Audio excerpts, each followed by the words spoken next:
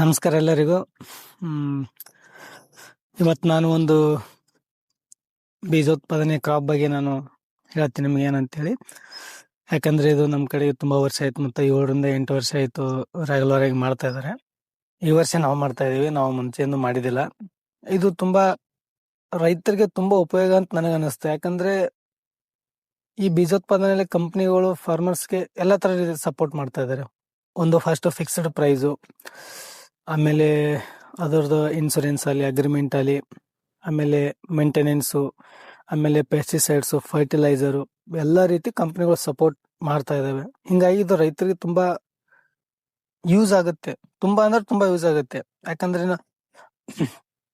ನಾವು casual crop ಬೆಳೆದಾಗ ಅಲ್ಲಿ ಕ್ಲೈಮೆಟಿಕಲ್ ಪ್ರಾಬ್ಲಮ್ ಆಗಿ ಅಥವಾ ಏನೋ ಒಂದು ಸಮಸ್ಯೆ ಆಗಿ ಇಳುವರಿ ಕಮ್ಮಿಯಾಗಿ ಅದು ನಮ್ಮ ಆದಾಯಕ್ಕೆ ಹೊಡೆತು ಬೀಳುತ್ತೆ ಕಂಪಲ್ಸರಿ. ಹಿಂಗಾಗಿ ಬೀಜೋತ್ಪಾದನೆ ತುಂಬಾ ಸಪೋರ್ಟ್ ಆಗಿರುತ್ತೆ ಅಂತೇಳಿ ನಂದೊಂದು ಅನಿಸಿಕೆ. ಆತರ ಆಲ್ರೆಡಿ ನಾವು ಇದೇ ವರ್ಷ ಮಾಡ್ತಾ ಇದ್ದೀನಿ, ಆಲ್ರೆಡಿ ತುಂಬಾ ವರ್ಷ ಮಾಡ್ತಾ ಇದಾರೆ ಫಾರ್ಮರ್ಸ್, ತುಂಬಾ ಸ್ಟೇಬಲ್ ಆಗಿದ್ದಾರೆ ಬೀಜೋತ್ಪಾದನೆ ಮಾಡಿ. ಯಾಕಂದ್ರೆ ಇದು ಮಳೆಗಾಲದಲ್ಲೂ ಮಾಡ್ಬೋದು, ಆಮೇಲೆ ಚಳಿಗಾಲದಲ್ಲೂ ಮಾಡ್ಬೋದು, 2 ಸೀಸನ್ ಬರುತ್ತೆ. ನೀವು 2 ಸೀಸನ್ ಮಾಡ್ಬೋದು. ಆಮೇಲೆ ನಿಮಗೆ ಮೇಂಟೆನೆನ್ಸ್ ಇರುತ್ತೆ, ಕಂಪಲ್ಸರಿ ಕಂಪ್ನಿಯವ್ರದ್ದು ಮೇಂಟೆನೆನ್ಸ್ ಇರುತ್ತೆ. ಅದು ತುಂಬಾ ನಿಮ್ಗೆ ಯೂಸ್ ಆಗುತ್ತೆ. ಯಾಕಂದ್ರೆ ಟೈಮ್ ಬಂದು ನಿಮ್ಗೆ ಹೇಳ್ತಾರೆ ಏನ್ ಮಾಡ್ಬೇಕು, ಹಿಂಗ್ ಮಾಡ್ಬೇಕು ಅಂತೇಳಿ. ಅದು ನಿಮ್ಗೆ ತುಂಬಾ ಅಡ್ವಾಂಟೇಜ್ ಆಗುತ್ತೆ. ಯಾಕಂದ್ರೆ ಫಾರ್ಮರ್ಸ್ ಕೆಲವೊಂದು ಗೊತ್ತಿರಲ್ಲ, ತುಂಬಾ ಕೇರ್ಲೆಸ್ ಮಾಡ್ತಿರ್ತಾರೆ, ಏನ್ ಬಿಡು ಅಂತೇಳಿ. ಆದ್ರೆ ಇವ್ರು ಹಂಗ್ ಮಾಡಲ್ಲ, ಕಂಪ್ನಿಯವ್ರು ಕರೆಕ್ಟ್ ಮೇಂಟೈನ್ ಮಾಡ್ತಾರೆ. ಸಫಿಶಿಯಂಟ್ ಏನದು ರೆಕಮೆಂಡೆಡ್ ಇಳುವರಿ ಬರುತ್ತೆ, ಇಳುವರಿ ಬರೋಕೆ ಅವ್ರು ಹೆಲ್ಪ್ ಮಾಡ್ತಾರೆ. ಹಿಂಗಾಗಿ ಏನ್ ಮಾಡುತ್ತೆ, ನಿಮ್ಗೆ ಚೆನ್ನಾಗಿ ಇಳುವರಿ ಬರುತ್ತೆ. ಇಳುವರಿ ಬಂತಂದ್ರೆ ನಿಮಗೆ ಒಳ್ಳೆ ಆದಾಯನೂ ಬರುತ್ತೆ. ಅದ್ರ ಸಲುವಾಗಿ ಕಂಪ್ನಿಯವ್ರು ತುಂಬಾ ಸಪೋರ್ಟ್ ಆಗಿರ್ತಾರೆ.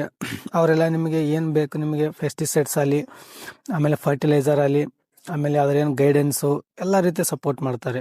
ಹಿಂಗಾಗಿ ಇದು ರೈತರಿಗೆ ತುಂಬಾ ಉಪಯೋಗ ಅಂತ ತುಂಬಾ ಅನಿಸಿದೆ. ನಾನು ಈ ತುಂಬಾ ವರ್ಷದಿಂದ ನಮ್ಮ ಏರಿಯಾದಲ್ಲಿ ಮಾಡ್ತಾ ಇದಾರೆ. ನಮ್ಮ ಈ ಬಿಜಾಪುರ ಡಿಸ್ಟಿಕ್ ಸಿಂದಗಿ ತಾಲೂಕು ತುಂಬಾ ಮಾಡ್ತಾ 7 ರಿಂದ 8 ವರ್ಷದಿಂದ ಮಾಡ್ತಾ ಇದಾರೆ.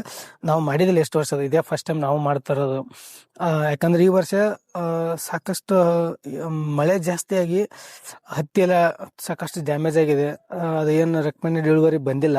ಹಿಂಗಾಗಿ ರೈತರು ಸಾಕಷ್ಟು ಈ ಬೀಜೋತ್ಪಾದನೆ ಮಾಡಕ್ಕೆ ಮುಂದ್ ಬಂದ್ರೆ.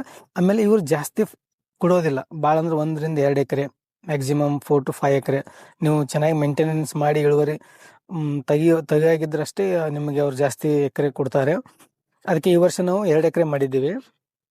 2 ಎಕರೆ ಮಾಡಿದ್ದೀವಿ. ಅವರೆಲ್ಲ ಬೀಜ ಕೊಟ್ಟಿದ್ದಾರೆ. ಆಮೇಲೆ ಫಸ್ಟ್ ಹರ್ಬಿಸೈಡ್ ಎಲ್ಲ ಕೊಟ್ಟಿದ್ದಾರೆ, ಹರ್ಬಿಸೈಡ್ ಎಲ್ಲ ಸ್ಪ್ರೇ ಮಾಡಿದೀವಿ. ಆಮೇಲೆ ಈ ಫಸ್ಟ್ ಕೆಮಿಕಲ್ ಕೊಡ್ತಾರೆ ಹಂತ ನಿಮ್ಗೆ ಏನ್ ಬೇಕು ಎಲ್ಲಾನು ಕೊಡ್ತಾರೆ. ಅದರ ಜೊತೆ ನಿಮಗೆ ಅಗ್ರಿಮೆಂಟ್ ಆಗಿರುತ್ತೆ, ಆಮೇಲೆ ಇನ್ಸೂರೆನ್ಸ್ ಮಾಡಿಸಿರ್ತಾರೆ.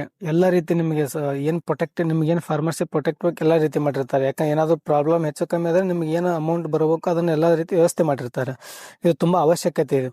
ಆಮೇಲೆ ರೈತರು ನೀವು ಜಾಸ್ತಿ ಬೆಳೆಯಕ್ಕಿಂತ ನೀವು ರೈನಿ ಸೀಸನ್ ಅಲ್ಲಿ ಸುಮ್ಮನೆ 2 ಎಕರೆ, ಆಮೇಲೆ ವಿಂಟರ್ ಅಲ್ಲಿ 2 ಎಕರೆ ಮಾಡ್ಕೋತ ಹೋದ್ರೆ ಒಂದು ಸ್ಟೇಬಲ್ ಇನ್ಕಮ್ ಬರುತ್ತೆ. ನನ್ನ ಅಭಿಪ್ರಾಯ ಇದು ಸ್ಟೇಬಲ್ ಇನ್ಕಮ್. ಯಾಕಂದ್ರೆ ಫಾರ್ಮರ್ಸ್ಗೆ ಮೇನ್ ಒಂದು ಖರ್ಚು ಕಮ್ಮಿ, ಬಂಡವಾಳ ಕಮ್ಮಿ ಮಾಡಿ ಕೃಷಿ ಮಾಡೋದು. ಇನ್ನೊಂದು ಬಂದು ಸ್ಟೇಬಲ್ ಇನ್ಕಮ್. ಇದು ಸ್ಟೇಬಲ್ ಇನ್ಕಮ್ ಅಂತ ನನಗೆ ಅನಿಸಿದೆ. ಯಾಕಂದ್ರೆ ಈಗ ನನ್ನ ಫ್ರೆಂಡ್ ಸರ್ಕಲ್ ಎಲ್ಲ ಒಂದಿಷ್ಟು ದಿನ ಮಾಡಿದ್ದಾರೆ, ಆಲ್ಮೋಸ್ಟ್ ರೈನಿ ಸೀಸನ್ ಅಲ್ಲೇ ಮಾಡಿದ್ದಾರೆ ಅವರು. ಯಾಕಂದ್ರೆ ಈ ಸಲ ಎಲ್ಲ ಕಾಟನ್ ಮಳೆ ಬಂದು ಡ್ಯಾಮೇಜ್ ಆಗ್ಬಿಡುತ್ತೆ, ಅವನಿಗೆ ಸ್ಟೇಬಲ್ ಇನ್ಕಮ್ ಬಂದ್ಬಿಡ್ತದು. ಅವನೇ ನನಗೆ ಹೇಳಿದ್ದು. ನನಗೆ ಯಾಕಂದ್ರೆ ನಾನು ಮುಂಚೆಯಿಂದ ಜಾಸ್ತಿ ತಲೆ ಕೆಡ್ಸೊಂದಿದ್ದಿಲ್ಲ, ಮಾಡು ಚೆನ್ನಾಗಿದೆ ಅಂತ ಅಸಲ ಈ ಸಲ 2 ಎಕರೆ ಮಾಡಿದ್ದೀನಿ. ನಿಮ್ಗೆ ತೋರಿಸ್ತೀನಿ ಯಾವ ರೀತಿ ಅಂತೇಳಿ. ಇಲ್ಲಿ ನೋಡ್ಬೋದು, ಇದು 2 ಎಕರೆ ಫ್ಲಾಟ್ ಇದೆ. ಇದು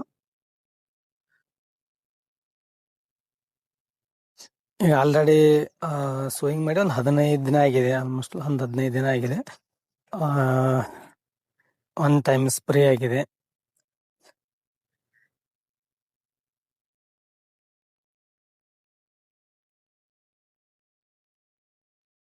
ಇದು ಯಾಕೆ ನಾನು ತುಂಬಾ ಫಾರ್ಮರ್ಸ್ಗೆ ರೆಕಮೆಂಡ್ ಮಾಡ್ತಾ ಇದ್ದೇನೆ ಅಂದ್ರೆ, ತುಂಬಾ ಉಳಿತಾಯ ಇದೆ ನಿಮಗೆ ಇದರಿಂದ, ಸಾಕಷ್ಟು ಉಳಿತಾಯ ಇದೆ, ಲಾಭನೂ ಅಷ್ಟೇ ಇದೆ. ನಿಮಗೆ ಒಂದು ಸ್ಟೇಬಲ್ ಇನ್ಕಮ್ ಬರುತ್ತೆ.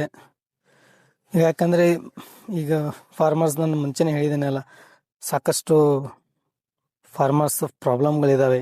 ಇನ್ವೆಸ್ಟ್ಮೆಂಟ್ ಮಾಡೋದ್ರಲ್ಲಿ ಅಥವಾ ಲಾಭ ತೆಗಿಯೋದ್ರಲ್ಲಿ ಸಿಕ್ಕಾಪಟ್ಟೆ ಕಷ್ಟ ಆಗುತ್ತೆ. ಯಾಕಂದ್ರೆ ಕ್ಲೈಮೆಟಿಕಲ್ ಚೇಂಜಸ್ಸು, ಆಮೇಲೆ ಪ್ರೈಸ್ ಡ್ರಾಪಿಂಗು. ಈಗ ನೋಡ್ತಿರ್ಬೇಕು ನೀವು, ಆಲ್ರೆಡಿ ಮೆಕ್ಕೆಜೋಳ ರೇಟು ಲಾಸ್ಟ್ ಟೈಮ್ ಆಲ್ಮೋಸ್ಟ್ 1800 1600 ಆಗಿದೆ.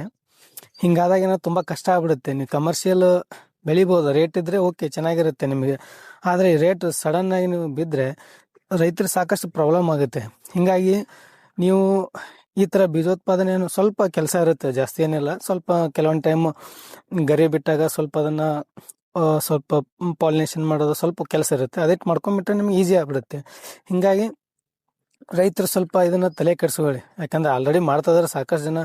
ಆಮೇಲೆ ಇಲ್ಲಿ ನಮ್ಮ ಬಿಜಾಪುರ ಏರಿಯಾದಲ್ಲಿ ಯಾವ ಯಾವ ಕ್ರಾಪ್ ಮಾಡ್ತಾ ಇದಾರೆ ಅಂದ್ರೆ ಕುಂಬಳ ಮಾಡ್ತಾ ಇದಾರೆ, ಮೆಕ್ಕೆಜೋಳ ಮಾಡ್ತಾ ಇದಾರೆ, ಕಲ್ಲಂಗಡಿ ಮಾಡ್ತಾ ಇದಾರೆ. ಆಮೇಲೆ ಮತ್ ಬೇರೆ ಕ್ರಾಪ್ ಬಂದು ಹತ್ತಿನೂ ಲಾಸ್ಟ್ ಟೈಮ್ ಒಂದಿಷ್ಟು ಏರಿಯಾದಲ್ಲಿ ಹತ್ತಿನೂ ಬೀಜೋತ್ಪಾದನೆ ಮಾಡಿದ್ದಾರೆ. ಅದು ಹೆಂಗ್ ಬಂದಿದೆ ನನಗೂ ಗೊತ್ತಿಲ್ಲ, ನಾನು ನೋಡಿದಿಲ್ಲ. ಹಿಂಗಾಗಿ ಮಾಡ್ತಾ ಇದಾರೆ. ಸ್ವಲ್ಪ ರೈತರು ಇಂಟ್ರೆಸ್ಟ್ ತೋರಿಸಿ ಮಾಡಬೇಕು, ಯಾಕಂದ್ರೆ ನಿಮಗೆ ಒಳ್ಳೆ ಆದಾಯ ಬರುತ್ತೆ. ಆಮೇಲೆ ನಿಮ್ಮ ಕೈಯಿಂದ ಏನು ಜಾಸ್ತಿ ಇನ್ವೆಸ್ಟ್ ಮಾಡೋದಿಲ್ಲ, ನೀವು ಜಸ್ಟ್ ಫಿಸಿಕಲ್ ವರ್ಕ್ ಇರುತ್ತೆ. ಏನು ಜಾಸ್ತಿ ಸ್ಪ್ರೇ ಮಾಡೋದು, ಆಮೇಲೆ ನೀರು ಬಿಡೋದು, ಇದಿಷ್ಟೇ ಕೆಲಸ ಇರುತ್ತೆ. ಹಿಂಗೆ ಮಾಡ್ಕೊಂತ ಹೋದ್ರೆ ನಿಮಗೂ ಒಂದು ಒಳ್ಳೆ ಇನ್ಕಮ್ ಬರುತ್ತೆ. ನೋಡಿದ್ರಲ್ಲ ಕ್ರಾಪ್ ಹೆಂಗಿದೆ ಅಂತೇಳಿ. ಒಂದು 15 ದಿನ ಆಯ್ತು ಫಾರ್ಮರ್ಸು ಸ್ವಲ್ಪ ಹೊಸದನ್ನ ಇನ್ವಾಲ್ವ್ ಮಾಡ್ಕೋತ ಹೋಗ್ಬೇಕು ಕೃಷಿಯಲ್ಲಿ. ಯಾಕಂದ್ರೆ ಪ್ರಸ್ತುತ ರೇಟ್ಗಳು, ಪ್ರತಿಯೊಂದು ಬೆಳೆ ಪ್ರೈಸ್ಗಳು ತುಂಬ ಕಮ್ಮಿ ಆಗಿದೆ. ಹಿಂಗಾಗಿ ಬೇರೆ ಬೇರೆ ಥರ ಬೆಳೆಗಳನ್ನು ಬೆಳೆಯೋದ್ರಿಂದ ಸ್ವಲ್ಪ ಆರ್ಥಿಕವಾಗಿ ಸ್ಟೇಬಲ್ ಆಗ್ಬೋದು. ಅದ್ರ ಸಲುವಾಗಿ ಈ ಮೇಜು, ಯಾಕಂದ್ರೆ ಮೇಜು ಸ್ವಲ್ಪ ಮೇಂಟೆನೆನ್ಸ್ ಕಮ್ಮಿ. ನಿಮ್ಗೆ ಕುಂಬಳ ಆದರೆ ಸ್ವಲ್ಪ ಕಷ್ಟ ಆಗುತ್ತೆ. ಅದು ಸ್ವಲ್ಪ ಪಾಲಿನೇಷನ್ ಎಲ್ಲ ಅರ್ಲಿ ಮಾರ್ನಿಂಗ್ ಮಾಡೋದಿರ್ತಿರುತ್ತೆ. ಹಿಂಗೆ ಸಾಕಷ್ಟು ಕೆಲವೊಂದು ಇರುತ್ತೆ. ನಿಮಗೆ ಹೆಂಗೆ ಸ್ವಲ್ಪ ಕೆಲಸ ನಿಮ್ಮ ಇದ್ರ ಮೇಲೆ ನಮಗಿದು ಮಾಡ್ಬೋದು ಅಂತ ನಿಮ್ಗೆ ಏನೇನು ಅನ್ಸಿದ್ರೆ ಆ ಕ್ರಾಪ್ನ ಹಾಕೊಳ್ಳಿ, ಮಾಡ್ಬೋದು. ಸಾಕಷ್ಟು ಕಂಪ್ನಿಗಳು ಮುಂದೆ ಬರ್ತಾ ಇದ್ದಾವೆ, ಸಾಕಷ್ಟು ಸ್ಕೋಪ್ ಇದೆ, ಫಾರ್ ರೈತರಿಗೂ ಸ್ಕೋಪ್ ಇದೆ. ಇದು ನೀವು ಬೇಕಾದಂಗೆ 2 ಸೀಸನ್ ಮಾಡ್ಬೋದು, ನಿಮಗೆ ಅವಕಾಶ ಇದೆ. ಹಿಂಗಾಗಿ ಮಾಡ್ಕೊಳ್ಳಿ. ನೋಡಿದ್ರಲ್ಲ ಮೆಕ್ಕೆಜೋಳ ಹೆಂಗಾಗಿದೆ ಅಂತೇಳಿ. ಮುಂದಿನ ಸಲ ಬೇಕಾದ್ರೆ ನೀವು ರೈನಿ ಸೀಸನ್, ಮಳೆಗಾಲ ಸೀಸನಲ್ಲಿ ಮಾಡಿ, ಆಮೇಲೆ ಬೇಕಾದ್ರೆ ವಿಂಟರ್ ಸೀಸನಲ್ಲಿ ಮಾಡ್ಕೊಳ್ಳಿ, ತುಂಬ ಹೆಲ್ಪ್ ಆಗುತ್ತೆ. Okay, thank you, bye.